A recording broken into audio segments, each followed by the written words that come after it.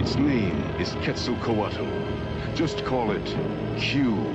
That's all you'll have time to say before it tears you apart.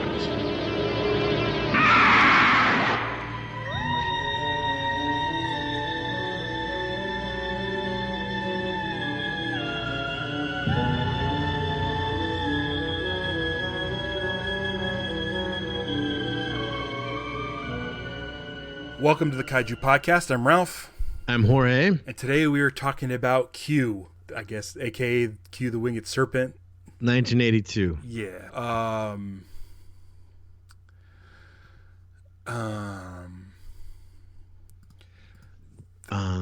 want to say that there isn't a movie that I want to talk about less than Q the Winged Serpent. I mean, I don't know if it's because we watched this after, or I watched it after watching Gorgo, but they're like almost from like the jump, I was like, this movie's off-putting, and I don't have a problem with like gore, and I don't have a problem with boobs, but there was just something about this movie that was off-putting, and I don't know what it was, because I'm cool with all kinds of weird stuff. It was just a weird movie. Yeah. I mean, I don't know. I don't know what else to say about Q. I have notes. And this is one of those movies that growing up was always a VHS cover that I saw like at the video store. It was kind of like a burgundy cover, and it had like a big yellow Q on it with the serpent kind of flying and wrapped around it.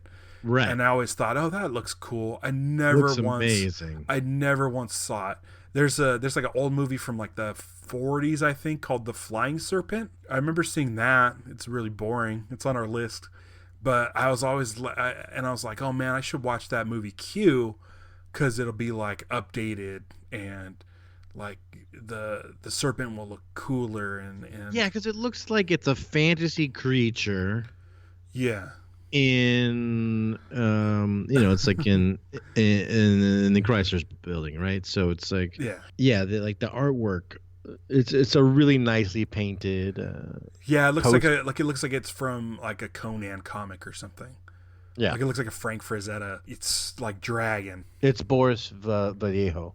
Vallejo. This movie is it's not fantasy. I mean, I guess it kind of is, but it's not what the cover looks like. It's I don't know if I would call it a crime movie or like a detective movie. We spend equal time with the detective as we do the criminal. Yeah, I was like, there's a diamond heist in this monster movie. Yeah, and I think I'm fine with that sort of like these, like it almost feels like, okay, it's a cop movie. Like if you told me, hey, there's this cool cop movie, and during the cop movie, there's also like a dragon. I would have rather had that. Yeah. Yeah, I'm like, okay, cool. Like if you didn't know it was coming. Oh yeah. Yeah, but and the fact that the movie is just called Q, I'm like, okay, I don't know what that means. So if I saw this without knowing there was a dragon in it, then I'd be like, oh shit, there's a dragon in it. Like that's crazy. But even as the movie progresses, it doesn't really, there's no mystery behind it. Like we get like a guy decapitated, a window washer decapitated. We get a guy who's burnt. Who deserves it? Because he's a creep. Sure. He's like creeping the lady out. By the way, that was a real window washer. I assumed it didn't look like they hired a lot of the people they hired were people to like I think there was also I think the SWAT team or like the guys with guns were people who were like working there on the building in the construction site. Was it a real mime cop? Oh no. What? Okay. I was like, he's undercover as a mime. What is the mime beat? I don't know. You would think it would be like near like maybe Times Square or something, but no, it's like by that building. Okay, so like it. it's a weird movie. Yeah, I think when monster movies go into, also when they move towards horror, right?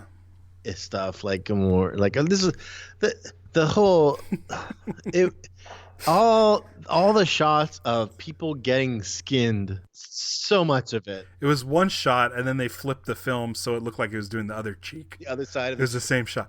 But okay. But the thing, okay, so the movie, I got sidetracked. The movie's called Q. They don't explain. It doesn't say the Winged Serpent in the title. So it's like, okay, it's a cop movie, and this guy got decapitated. That's really weird. I don't understand. So it kind of sets it up like a mystery. But then they kind of just show you the serpent, like claws and shadows and stuff, like really quickly into the movie. And so it's like, oh, it's not really a mystery. I see the serpent.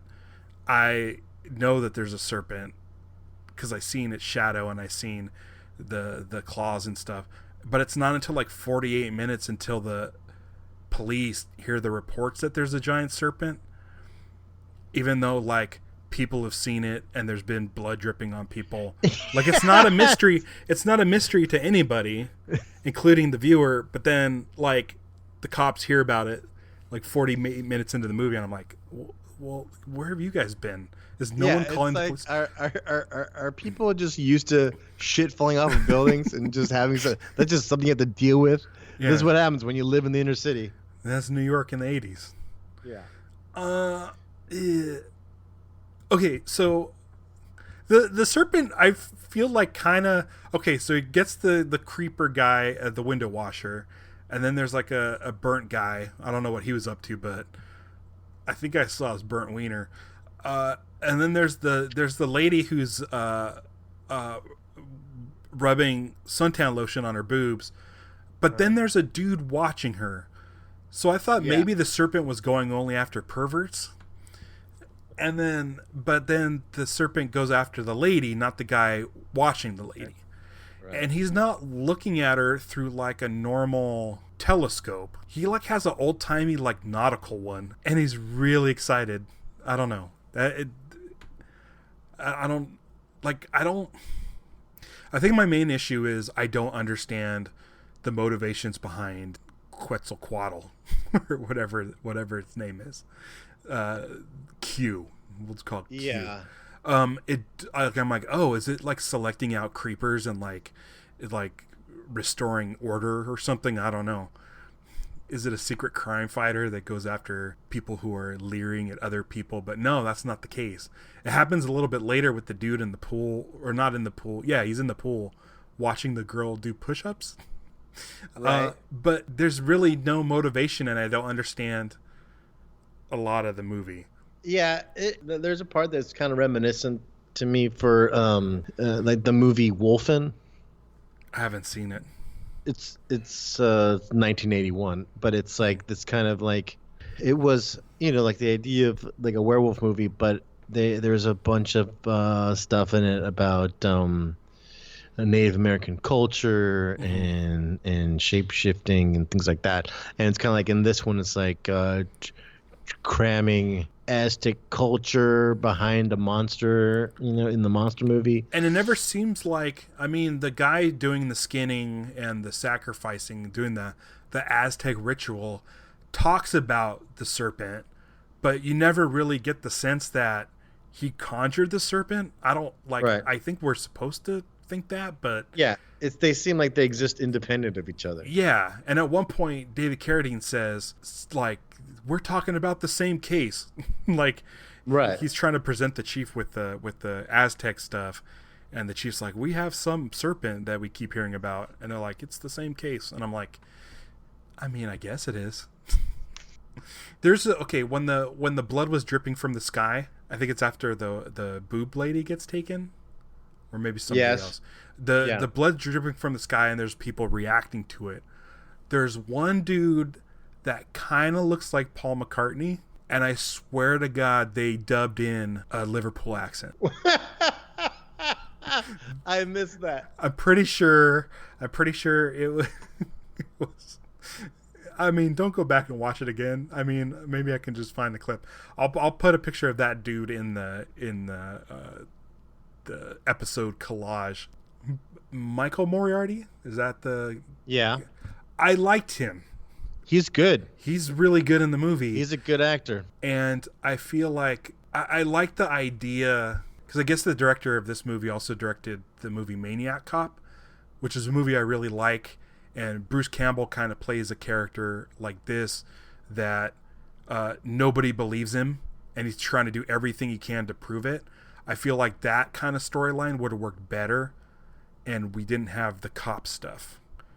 I think if he's kind of a dirtbag and this stuff is happening around him and he stumbles across the egg and stuff and nobody believes him, like, I would like to focus more on him than like Richard Roundtree and David Carradine. I found him really, really interesting, and there's one scene that I really liked, and that was when he was trying to negotiate his terms. Yeah. To take them to the egg. I liked that whole scene where he was telling him he wants $1 million, he wants a full pardon, he wants the TV rights and the book rights and stuff. Like, I found that scene like very, very entertaining and interesting.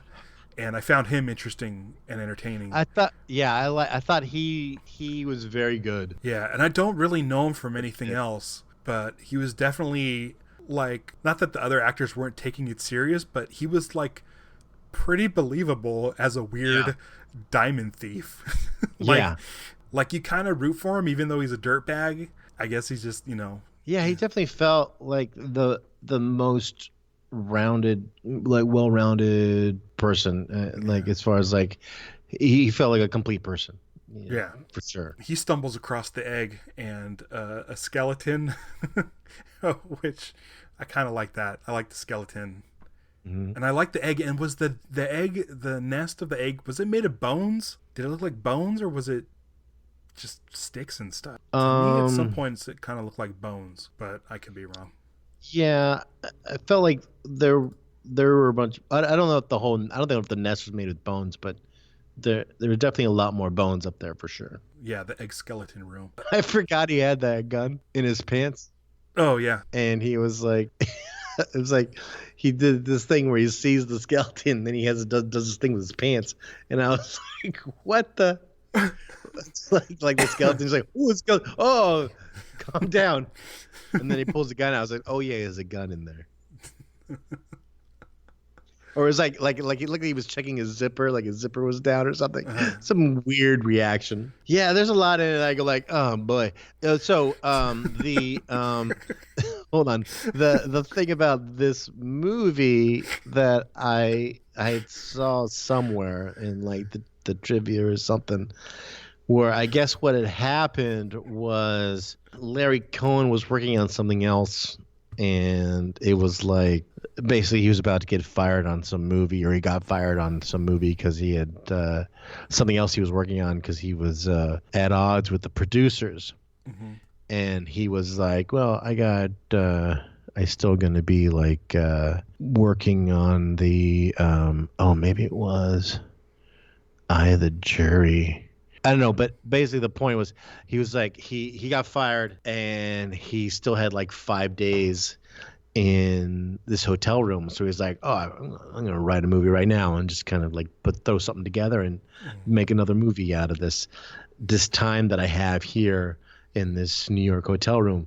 And he was friends with David Carradine from way back. So he was like, just like, I think Dave Carradine agreed to do it without even having read the script or anything yet. And just kind of basically threw together the whole thing in pre-production of like maybe a week. Wow. Not totally surprising when you see it. Yeah, there's just stuff you go, oh. The construction guy that all the other people are fucking with. Yeah, with his lunch. They took his lunch. His threat.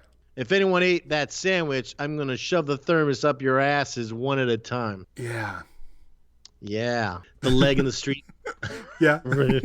The ritual, they show the skinning shot at the beginning, but it seems like from here on out, it's always just like slicing down the chest. Yeah. And the mask, like the dude who's doing the ritual has this crazy big like paper mache pinata eagle head.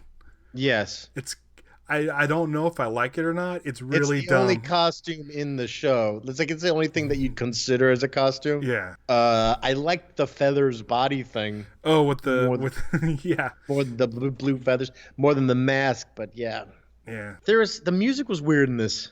It was very jazz saxophone. The songs were even weirder. Like where he's like sitting and he's having the scene in the kitchen apartment, and the whole time there's just like this jazz sax playing underneath. It's kind of distracting. It felt. And then when the guys come to his apartment and he runs down the fire escape, all of a sudden there's like this singing happening, and I don't know if it's a street performer, but it also kind of sounds like it's part of the soundtrack. And I noticed in the end credits that one of the songs was written by Michael Moriarty. Oh, that was the one that was, I think, during that scene, improvised in that bar scene. Oh, okay.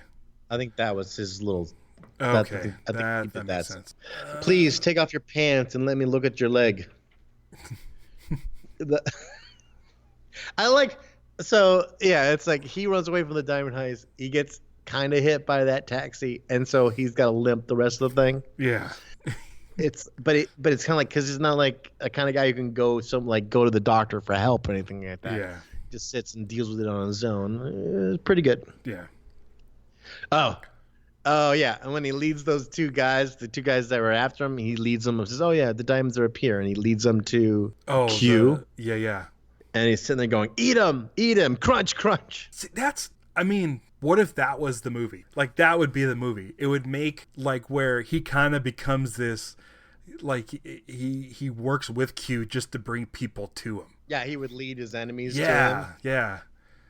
Like, remember, like, in Rodan? That would have been interesting. When those things just walked into Rodan's mouth, the Mega Nulon. That'd be an interesting idea. The only problem is to get up there is very difficult to get to. Yeah. The people have to want to go. Yeah. And I don't know what he would get out of it unless he, like, lures people with, like, cases of money. Yeah. Like, he says, I have these diamonds, come with me. He takes them up there, they get eaten, he keeps the money. Like, that'd be interesting.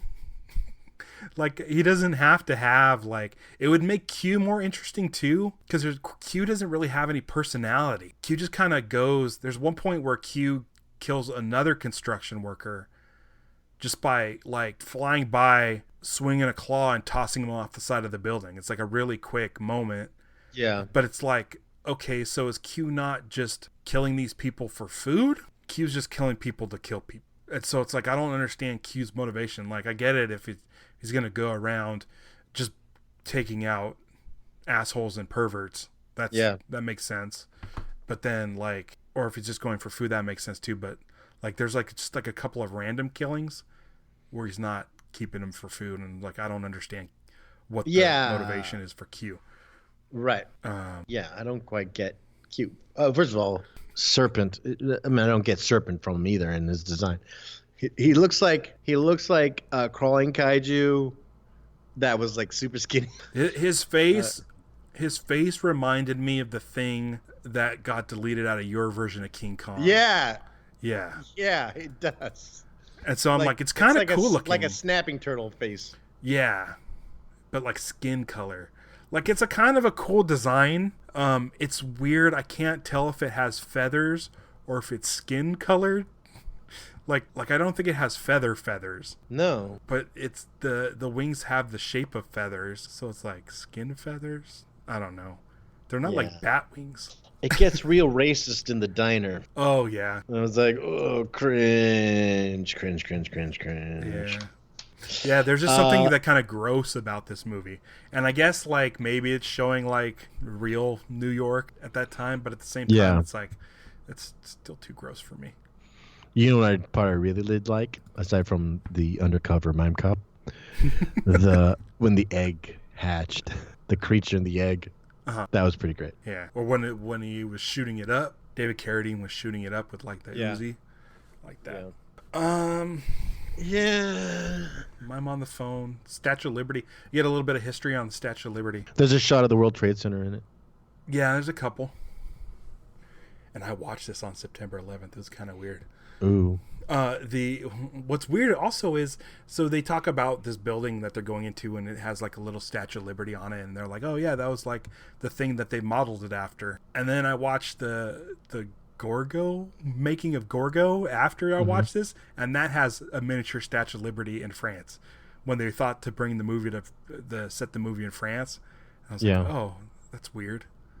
It's another little Statue of Liberty. The tracer rounds from the police look like lasers, which I thought that was kind of cool. They look like they're shooting lasers out of the Chrysler building, right?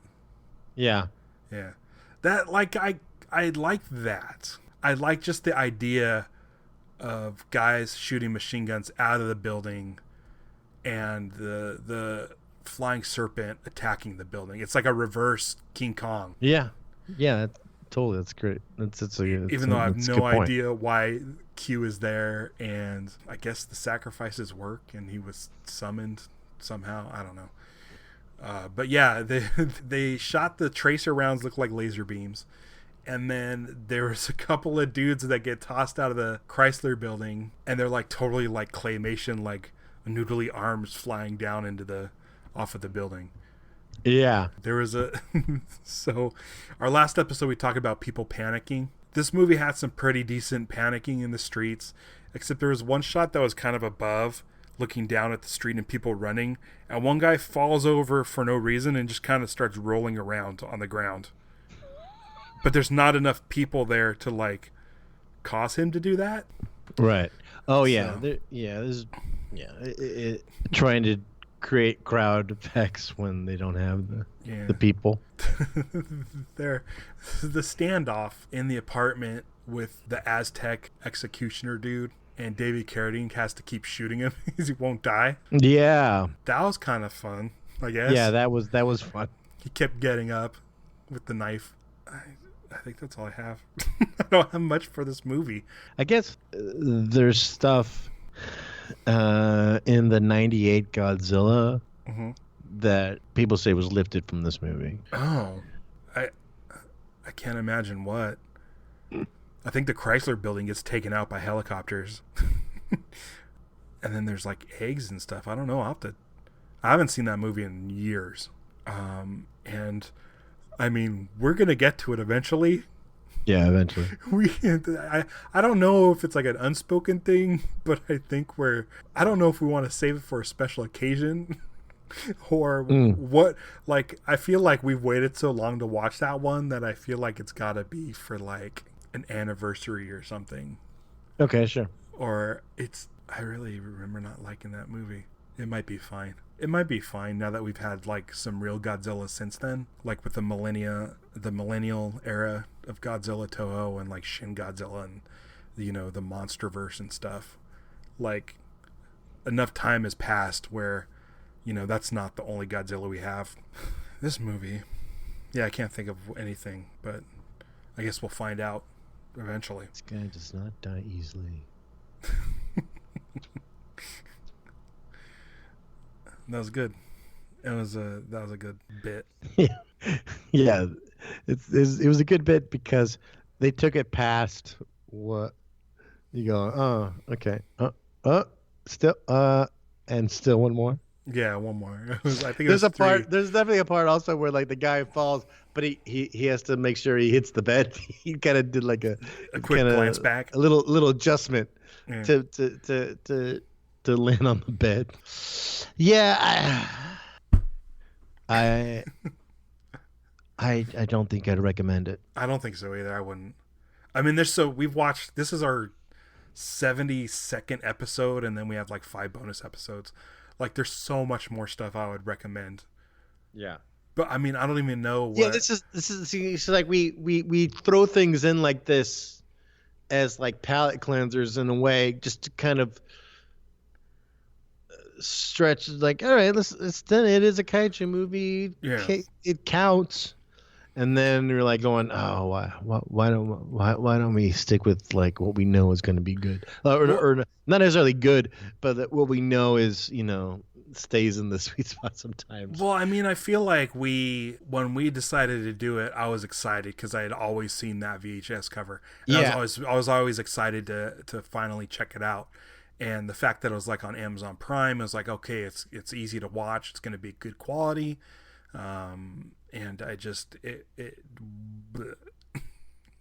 Yeah, it's like the reason I suggested it was because I saw when I was like scrolling through the guide on the TV, it came up and I set it to record. So it's been sitting on my DVR. And then actually when I went to go watch it, it was like SD in the DVR. So I ended up just going and watching it through Prime as well. Yeah, it's a tough one. Yeah. I'll probably watch a Daimogen before revisiting this. Like, before? Okay. Yeah, I'd probably rewatch no, I'm not even talking about the one we haven't seen yet. Yeah, okay. You know what I mean? Like, yeah. I don't know if I would ever watch this again. No, I don't think so. Yeah, I don't think so. Yet watching Mike Moriarty is very good actor in this. That's what I was gonna say. I was just gonna say I would go find other Mike Moriarty movies. Watch him do I liked because he also had this. He's your typical thug, you know. Yeah. And he had really he had the history of he's been in prison twice. Mm-hmm. Once he definitely did it, but the other time it was pinned on him. That whole thing was good. Yeah. The cast is good. Yeah, I feel like Richard Roundtree didn't have much to do other than to just be mad. No, but there it was. Moriarty. Yeah. Yeah, but I was like, Richard Roundtree and David Carradine as partners. Yeah. I was like, it started out, I was like, this might have some potential. And no, can't. Oh, and then it ends though. It ends with that aerial shot of that building. That building looked pretty cool, whatever that weird looking building was. Yeah. And then we kind of go and we get in there, and then there's another egg. Yeah, it's one of those shots where it's coming. Yeah, we're waiting. And then it cracks open, and the camera flies into it. Right. For the fade to black. Yeah. That's not. Yeah. Yeah. We watched it. Yeah, it wasn't bad enough to enjoy. Its badness wasn't good enough to enjoy. Period. There it is. All right, let's move on. Let's talk about next episode. Next episode is kind of sort of heading towards the Halloween season. I guess Halloween's kind of season's kind of right now. the way you said Halloween. You said it in a weird. Okay, go on. I was trying to just frame Halloween. I don't know why I'm trying to explain why we're watching the movie we're watching. But it's from the director of Gorgo, which we watched recently. We're watching Black Scorpion. You're watching it because the scorpion's got those weird faces.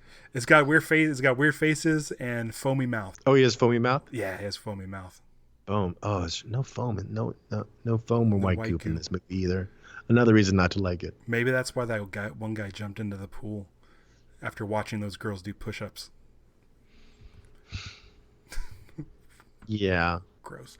There's a lot of creepiness. So yeah, I'm excited for Black Scorpion. Yeah, the camera, the lady's putting lotion on her in the topless scene. The cameraman really got in there. Yeah. You make sure you see that lotion get into the pores. It's goodness. It's just a gross. Yeah. Okay. Anyway, Black Scorpion. You could probably watch that on kaijupod.com, where you could also get links to Facebook, Twitter, Instagram, and YouTube. And look forward to watching and discussing that one.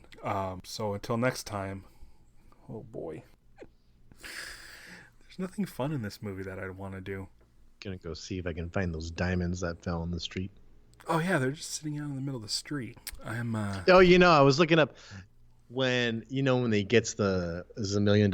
Yeah. Is it 1 million? Yeah, 1 million. And they show it in the briefcase, and I was like, so I started Googling how much space does $1 million take up in $100 bills, and then I was like, and then I also went on and Googled how many $100 bills can you get into a briefcase, and it's about $1 million.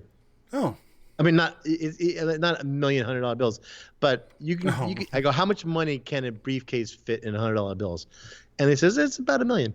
It turns out it's about $1 million. So I was like, oh, okay, so that worked out. It's accurate. That's kind of cool.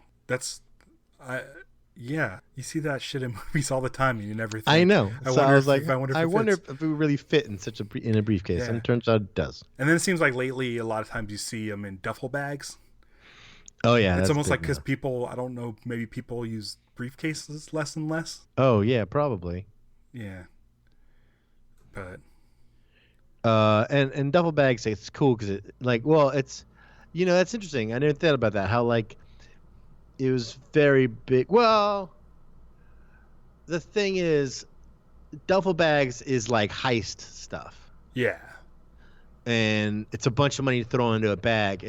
But it's in the briefcase is neatly stacked. Yeah. You can kind of like it's designed to be able to basically figure out how much money's there, as opposed to like quick and grabbing. But you're right. You don't see the classic briefcase with stacked money like you used to. Well, maybe because like in Austin Powers, when Dr. Evil's like $1 million, like maybe it's not a big deal. Like a briefcase full of money isn't as big of a deal as. Yeah, you need bigger. Yeah. We need bigger suitcases for it. Yeah. All right, I think I'm done. I guess I should say until next time. Yeah, you gotta say what you're gonna do until next time. Till next time, I'm gonna go to the Races Cafe.